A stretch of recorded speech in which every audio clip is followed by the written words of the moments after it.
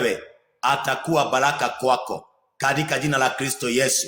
Unapofungua moyo wako na ufungue masikio yako ili ukaweze kusikia mapenzi yake Bwana. Mungu anasema ya kwamba anapendezwa na mtu ambaye anasikia neno lake na kufanya kulingana na vile neno lake linavyosema katika jina la Yesu.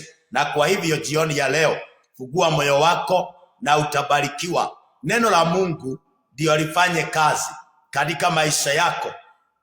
Inabidi uliamini na ulikubali ndani ya moyo wako. Usiwe mtu wa kupinga neno la Bwana, kwa maana ukipinga neno unapinga Mungu mwenyewe. Kwa maana maandiko inasema kutoka mwanzo pale John 1:1 inasema from the beginning neno la Mungu lilikuweko na lilikuwa kwa Mungu